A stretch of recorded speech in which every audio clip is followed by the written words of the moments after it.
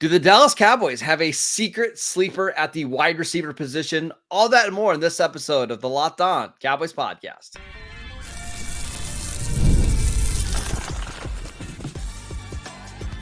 You are Locked On Cowboys, your daily Dallas Cowboys podcast. Part of the Locked On Podcast Network, your team every day. Welcome back to the Locked On Cowboys podcast, part of the Locked On Podcast Network, your team every day. We'd like to thank you for making us your first listen of the day. Today's episode is brought to you by LinkedIn. LinkedIn Jobs helps you find the quick candidates that you want to talk to faster. Post your job for free at linkedin.com/LockedOnNFL. That is linkedin.com/LockedOnNFL to post your job for free. Terms and conditions apply. Welcome back. I am your host, Marcus Mosher. You can follow me on Twitter at Marcus_Mosher. And joining me today, as always, is Landon McCool. You can follow him on Twitter at McCoolBCB. On today's show, we're going to be answering your Twitter questions. And we got some really, really good ones. But I want to start with a question, Landon, that I thought was really interesting. And this one comes from ETC21. He wants to know, can Jaylen Cropper, who we have not talked about a lot, crack the top 4 wide receiver spots because of his outstanding training camp? We have not talked about Jaylen Cropper a lot, but it sounds like he's having a heck of a camp.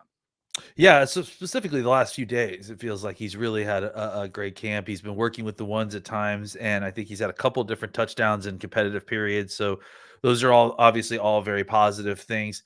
It's really tough going in the wide receiver room right now because everybody in that kind of area of really all the wide receivers are having good camps, even the guys at the top, right? So I think for Cropper, it's been a little bit of just watching everybody else kind of commit highlights and realizing that, time obviously is running out quickly.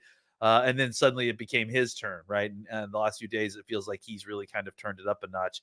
It's going to be a very fierce competition for those kind of last wide receiver spots. And I really do feel like if the guys all continue to play the way that they have been playing, they are going to try to have to find a way to carve an extra wide receiver spot out just simply to kind of keep all this talent that they've got. So Cropper is obviously a guy that's in a weird spot, right? Where they're kind of competing for, I guess you would call it wide receiver 4, but I think you kind of have to put Turpin in there as wide receiver 4. And maybe what you're doing is just kind of separating Turpin out as like the gadget player, and he's on the team. And to be fair, that's exactly what Eric asked. He said, not including Turpin, who is a gadget type of player, a returner, but basically your 4th pure wide receiver type.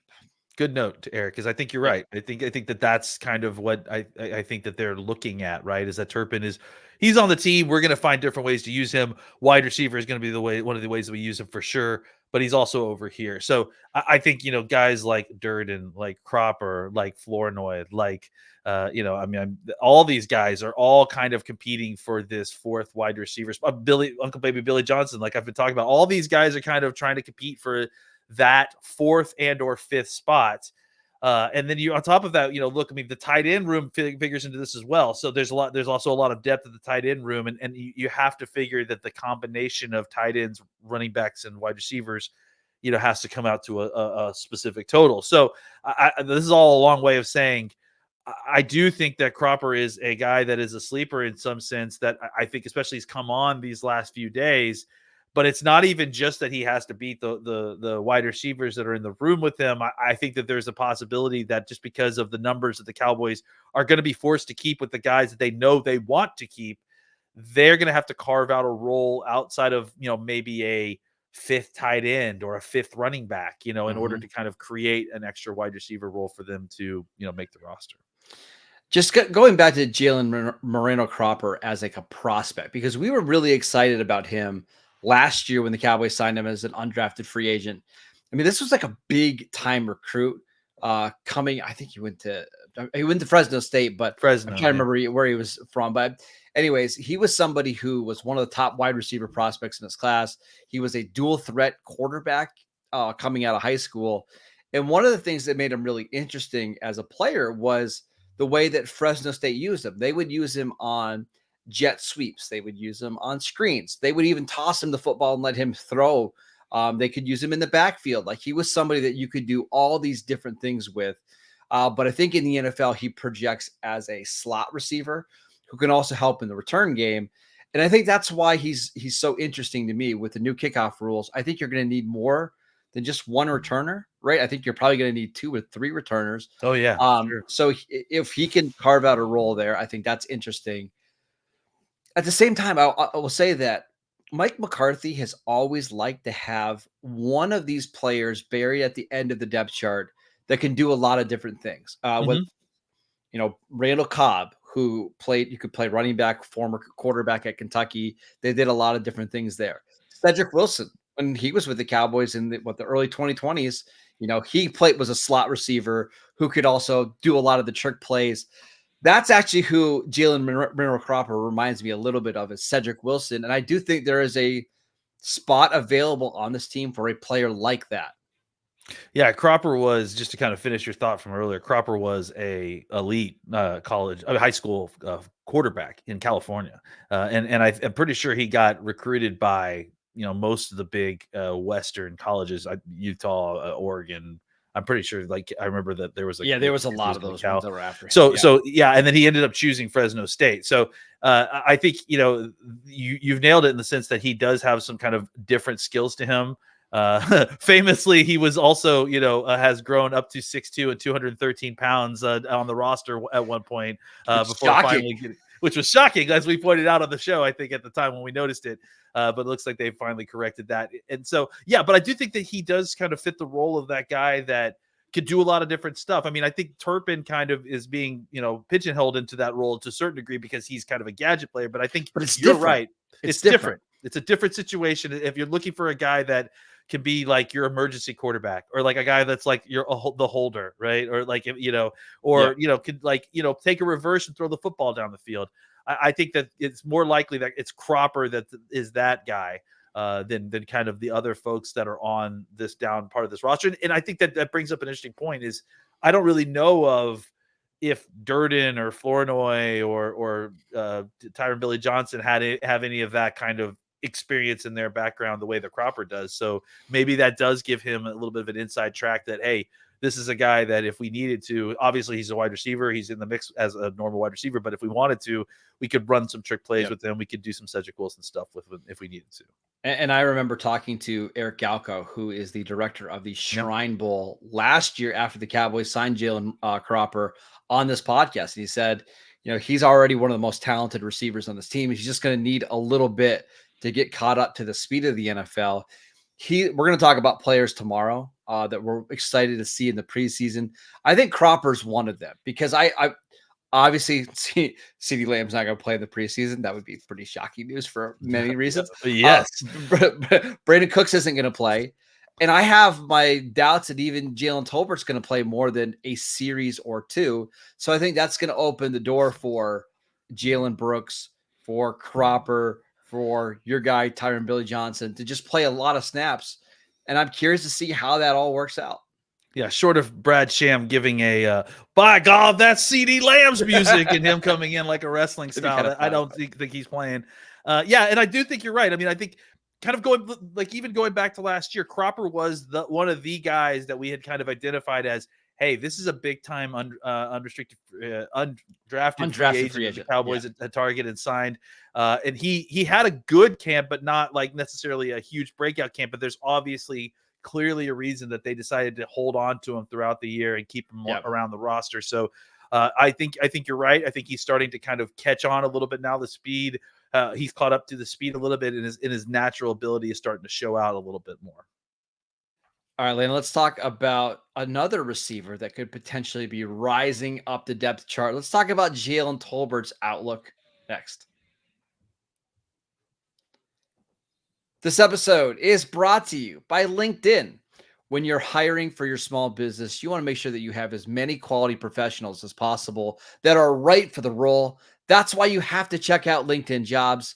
LinkedIn Jobs has the tools to help you find the right professionals for your team faster and for free.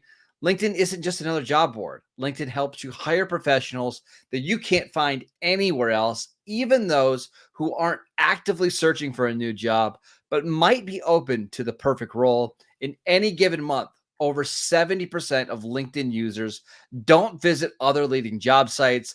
So if you're not looking on LinkedIn, you're looking in the wrong place. On LinkedIn, 86% of small businesses get a qualified candidate within 24 hours. Hire professionals like a professional with LinkedIn. Post your job for free on linkedin.com/LockedOnNFL. That is linkedin.com/LockedOnNFL to post your job for free. Terms and conditions apply. Welcome back to the Locked On Cowboys podcast. We'd like to thank you for making Locked On Cowboys your first listen of the day. For your second listen, enjoy the Locked On Fantasy Football podcast. Get daily insights to the best fantasy draft strategies so that you can go out and win your league this season. Part of the Locked On Podcast Network, your team every day. All right, Lane, let's get to this next question from Dustin. He wants to know, is there any chance that Jalen Tolbert could take over the wide receiver 2 spot by midseason? Yeah, I mean, I think that there's a chance that he could be functioning as the wide receiver who gets the second most targets by midseason. I think trying to label wide receiver 2 and 3, I think is going to be a little bit difficult because it's often about alignment, and these guys are on the field at the same time. Could Tolbert out snap Brandon Cooks? I think that that's possible. Yeah, down the possible. road for sure. I think that there's also the possibility that that they will in 2 receiver sets rotate that spot in order to keep everybody fresh. Throughout the season. So the Cooks is getting up there in age a little bit, and so you definitely want to make sure his legs are fresh throughout the season. So Tolbert and Cooks are very different players. Like let's be very clear about that. Like in fact, honestly, they're the 2 opposite ends of the kind of types of wide receivers that the Cowboys have, right? The speed kind of up the field guy that like Cooks is, that can, he obviously can operate underneath, but Tolbert is more of the kind of X receiver, like, contested catch, short underneath and that sort of thing. So I do think that, they're not necessarily competing for snaps directly in that sense. You know what I mean? Like, I think that they will be deployed on the field at the same time, working with each other a lot. And I think that there is a chance, like you said, if we're talking about snap counts, that as the season goes on, depending on the opponent, depending on what's happening, that they may have games where Tolbert out snaps Cooks. But I do think that Cooks is still, for now, the second most dangerous wide receiver weapon on this team, just because of his skill set, because of the speed, that sort of thing. Where I think that Tolbert is going to be a valuable addition to this wide receiver core is being a reliable third receiver, because that's what this offense, more than anything else, is needed, right? Is someone who can win on single coverage because they're doubling, all the other guys that are deployed in the field. It's on 2nd and 9. Can you get you 7 yards to get you into a manageable? So like they just didn't have that last year because Michael Gallup just wasn't the same guy, and Jalen Tolbert was a little too young. And then even Brandon Cooks in the first half of the year just wasn't quite in the offense, wasn't involved in the offense the way we thought he would be. That and even then, like, that wasn't even Gallup's role previous to the injury. So it wasn't necessarily a great fit anyways.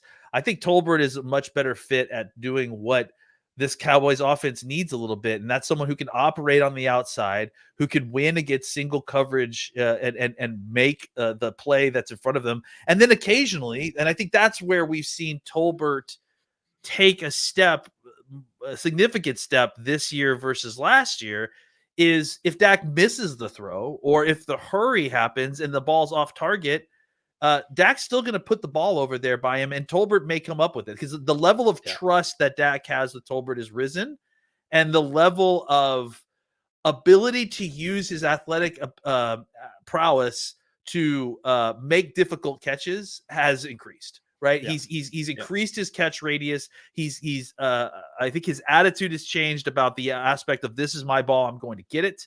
And I think that there is much more trust in Dak to be able to, hey, I'm getting it's the classic. I know Tolbert's down there somewhere, that's not something that every wide receiver earns. I think Cooks has slowly earned it over the last year. Obviously, CD has had that from Dak for a while.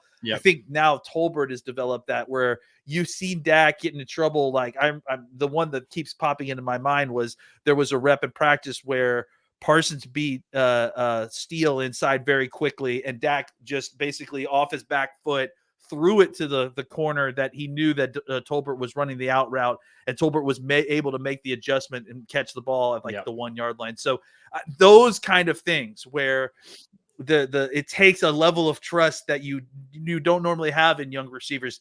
That's going to be the biggest development in Tolbert's usage in this offense in this coming season, in my opinion. I've been trying to think of like a player, not necessarily like play style or size to compare Jalen Tolbert to, but like somebody like a player. Right? Well, more like the role. And the guy that I keep kind of coming back to is like Jacoby Myers, who played for the Patriots for several years and now is with the Raiders, where not a number one receiver, couldn't be a functional number two receiver, but just kind of does his job and catches the targets that he should catch and gets open when he needs to get open.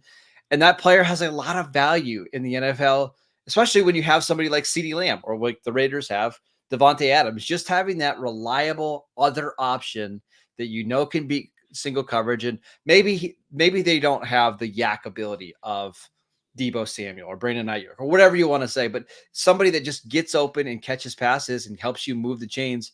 I think Jalen Tolbert could be that. If I'm a defensive coordinator and you've deployed the 3 wide receivers that are starting on this offense and Jake Ferguson, right? I'm bracketing CeeDee Lamb. I'm trying to find a way to also bracket Ferguson, or at least, have some inside help on coverage there. I'm worried about Cooks deep, right? And ultimately, in order to kind of fit the defensive system that can kind of corral those 3, you're basically leaving a down roster cornerback in single coverage or in a lone zone coverage on the backside with an isolated Jalen Tolbert, right? That's a good situation for the Cowboys at this point. Like that is probably, if you're looking at the mismatches in that particular situation, I'll take Jalen Tolbert in one-on-one coverage on the backside alone versus CeeDee Lamb in double coverage and, bracket coverage here and all the kind of extra bodies that are being attended to the rest of the wide receivers. So there's just going to be times when they're going to put so much emphasis on your superstars that you need this middle class player of your team to make a play. And I think there's a difference between being able to, catch the ball when the cornerback falls down and, hey, this is third down. All the rest of the players that are normally making plays, they're going to be covered. I need you to catch this ball on a 3rd and 4 on a slant, even though this cornerback's draping all over you. I need you to come down with it. I think that's the difference between the Tolbert of this year and last year's. I think this year he's the guy that's going to make that play. How much do we think Jalen Tolbert plays in the preseason? Like a couple of series with the first string, quote unquote, first string offense? I definitely think he is first of all, let's be clear. He is the starting wide receiver, right? He's the wide receiver. He's the 3rd wide receiver. 3 wide receivers are starting, right? So he is the starting wide receiver. I would say that he is definitely the starting wide receiver who will play the most, unless you want to call Jalen Brooks a starting wide receiver because CD is out. But I would say that Brooks and Tolbert are probably 2 guys that will play in the preseason, but I don't know that they'll play a ton because I think that they know the role that those 2 guys are. I think Brooks will play more though. I mean, because I think for sure. Yeah. Brooks will play more than Tolbert. But I do think that, like, of the wide receivers that are going to play in preseason, because I don't know that Cooks will play, and we'll see. I think of the wide receivers that are likely to play on this roster, Tolbert and Brooks will be the only ones that actually might be on any kind of snap count of any kind, right? Because that you're going to use those guys.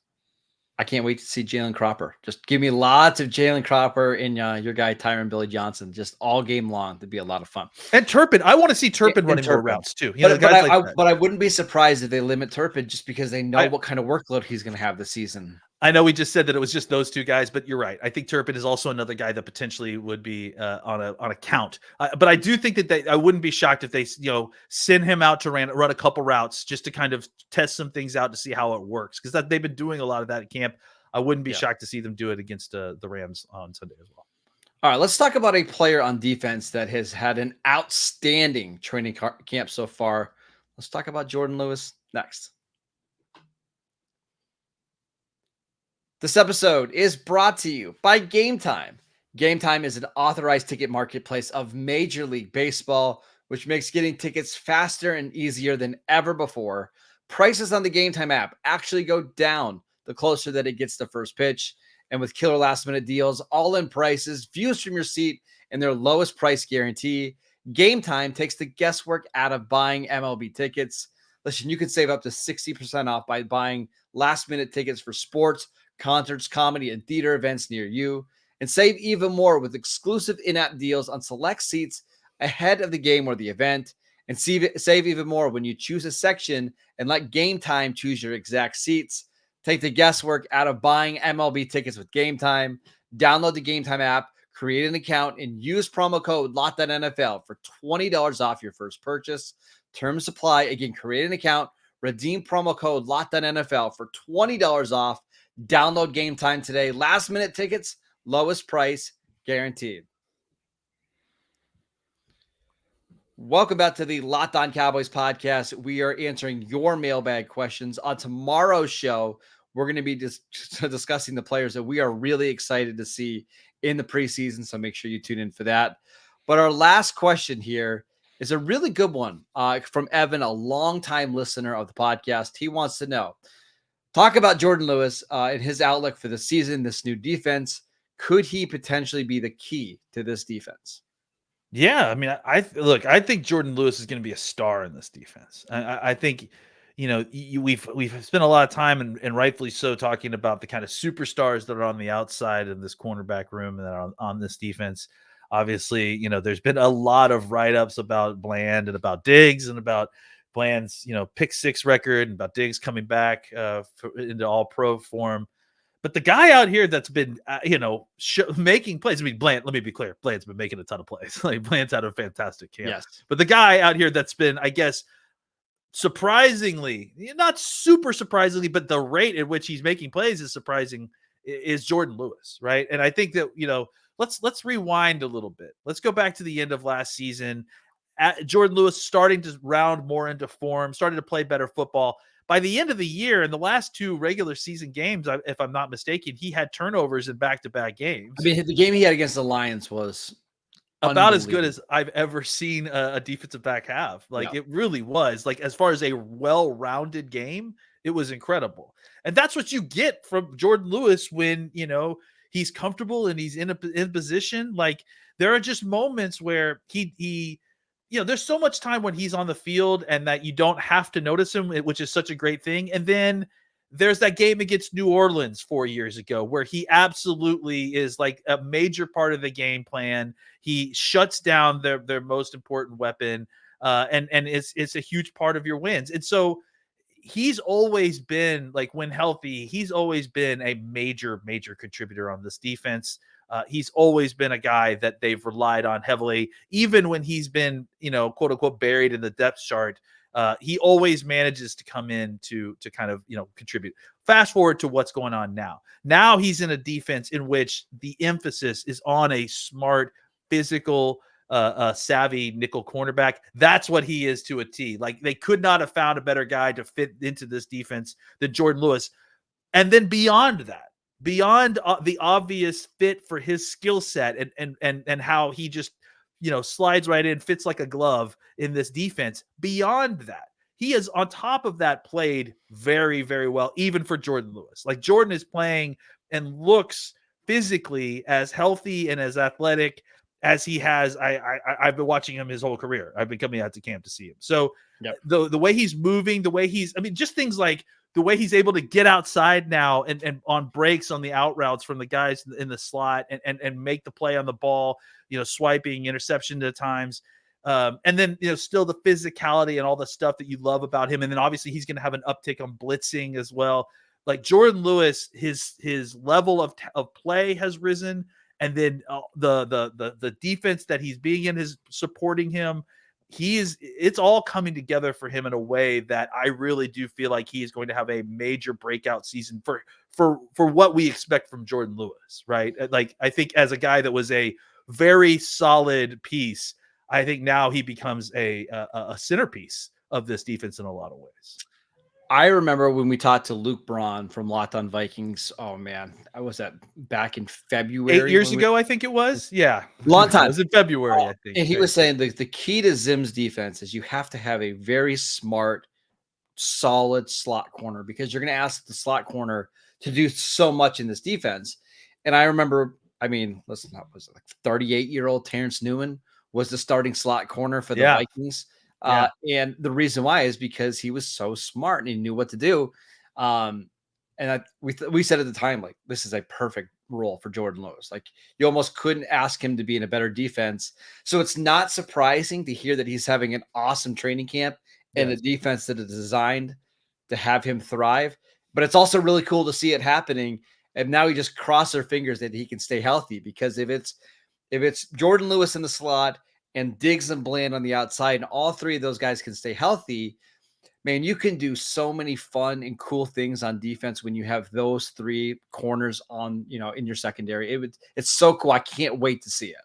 Yeah. And clearly it's an important spot. I mean, I think we were looking at the fact that it looks like they had moved kind of Izzy to that spot for a little bit before he had kind of gotten injured as potentially a backup. They signed this guy, Keemon Hall from San Francisco. And I'm pretty sure that he is going to be a mostly slot guy, and he was playing some slot when I saw him yesterday in practice. So they clearly are trying to support the role. They know that this is a major part of this defense. And I think, it's one thing to expect Jourdan Lewis to fit really well into this defense, which I think we all did. But for him to kind of blow even that expectation, those high expectations out of the water with what the camp he's had so far, that's just a really good sign. And again, to consider where he was at the beginning of camp, or at this point last year, with dealing with the injury and all that. We thought it was a career-ending injury that he had at the end of the 2022 season. Like, we had legit concerns whether he was even going to be ready to play at all. Listen, we were wrong. I remember you and I talking about at this time last year, why don't they just cut him, save the $5 million? And if he's not going to be ready in the first 5 or 6 weeks, just move on, get younger at the position. He proved us completely wrong, and it's awesome to see. Yeah, I wanted him to be on that, early season PUP, which would have taken him out of the 5 games just because he would have been healthy. But he played fine early in the game. It didn't affect his latter part of the season. I think who would have thought that after what we thought was a career-ending injury, I think he's likely to go into what may be his best season. It's crazy. Going into 2024. All right, that is it for today's show. We want to thank you for making Locked On Cowboys your first listen today. Now go listen to the Locked On Fantasy Football podcast. Get daily insights to the best fantasy draft strategies so that you can win your league this season. You can find the link to the Locked On Fantasy Football podcast in the description of this show, making it easy on you. All you have to do is go click it, listen to it. Part of the Locked On Podcast Network, your team every day. Go download the Locked On Cowboys podcast wherever you get your podcasts. We are free and available on all platforms. Check us out on YouTube as well. You can follow Landon on Twitter at McCoolBCB. I'm at Marcus_Mosher, and we will see you right back here tomorrow.